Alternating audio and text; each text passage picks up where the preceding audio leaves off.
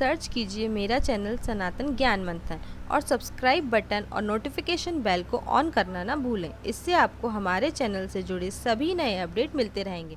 नमस्कार दोस्तों, आप सभी का स्वागत है आपके अपने YouTube चैनल सनातन ज्ञान मंथन में। आप सभी के साथ व प्यार के लिए सादर धन्यवाद। आशा करती हूँ आप सभी को मेरे द्वारा बनाई गई वीडियो पसंद आ रही होंगी। मेरा उद्देश्य हिंदू धार्मिक कथाओं का ज्ञान आप सभी तक पहुंचाना है, तो इसी तरह हमारी सभी वीडियो को अंत तक ज़रूर देखिए व बने रहिए हमारे चैनल पर और जुड़े रहिए अपनी धर्म और संस्कृति के साथ। फ्रेंड्स, हिंदू धर्म में कृष्ण भगवान के मनमोहक बाल लीलाओं और उनके नटखट स्वभाव को कौन नहीं जानता, पर हम आज बात करेंगे उन 4 सवालों के बारे में जो कृष्ण भगवान के जीवन से जुड़े हुए हैं। तो शुरू करते हैं फ्रेंड्स हमारे आज की इस रोचक जानकारी को। कृष्ण अलौकिक हैं और इनके जन्मदिन यानी जन्माष्टमी भी अलौकिक रूप से मनाई जाती है। दुनिया भर के कृष्ण मंदिरों में जन्माष्टमी बहुत ही धूमधाम से मनाई जाती है और हो भी क्यों ना, हिंदू धर्म के सबसे नटखट माने जाने वाले भगवान का जन्मदिन होता है। भगवान श्री कृष्ण को लेकर कई लोगों के मन में कई सवाल रहते हैं, जैसे उनका रंग काला है या नीला, और नीला ही क्यों है, उन्होंने राधा से शादी क्यों नहीं की। चलिए आज इन्हीं सवालों के जवाब पाने का एक प्रयास करते हैं। पहला प्रश्न, रंग काला होने के बाद भी नीले क्यों दिखाए जाते हैं भगवान श्री कृष्ण। अक्सर आपने ये देखा होगा कि कृष्ण को श्याम रंग या नीले रंग का दिखाया जाता है। उनकी मूर्तियों में, चित्रों में उन्हें नीला दिखाया जाता है। कृष्ण को एक बेहद आकर्षक बालक कहा जाता रहा है। द्वारिका नरेश अपने पूरे वैभव में राज करते प्रतीत होते हैं, लेकिन हर जगह उनके रंग को लेकर यही कहा जाता है कि वो नीले थे। एक मान्यता के अनुसार जब पूतना ने बालक कृष्ण को मारने की कोशिश की थी और उन्हें जहर वाला दूध पिलाया था, तब कृष्ण मरे नहीं थे, बल्कि उनका रंग नीला हो गया था।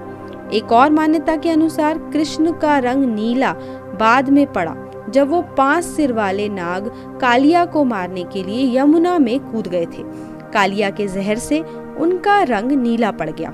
एक और लोक कथा कहती है कि विष्णु ने देवकी के गर्भ में 2 केश रखे थे, एक काला और एक सफेद।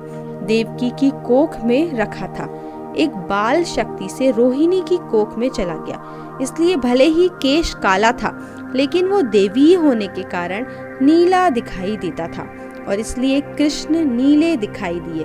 देवकी ने कृष्ण को जन्म दिया था और रोहिणी ने बलराम को।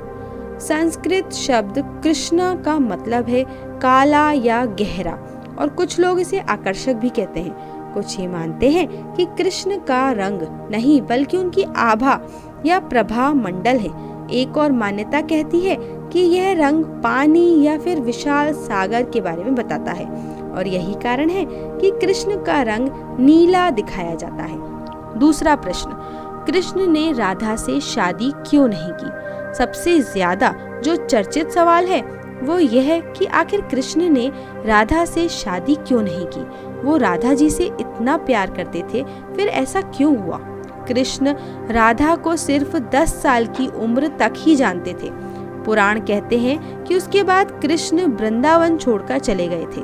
कृष्ण राधा को बोलकर गए थे कि वो वापस आएंगे, लेकिन कभी आए नहीं और राधा कभी द्वारिका गई नहीं। रुक्मणी लक्ष्मी का रूप थी और कृष्ण को अपना पति मानती थी, भले ही उन्होंने कृष्ण को कभी देखा नहीं था। इसलिए कृष्ण ने रुक्मणी से विवाह किया। जहाँ तक राधा की शादी का सवाल है, राधा के पति का वर्णन ब्रह्मवैवर्त पुराण में किया गया है। ये वेद व्यास द्वारा रचित 18 पुराणों में से एक है।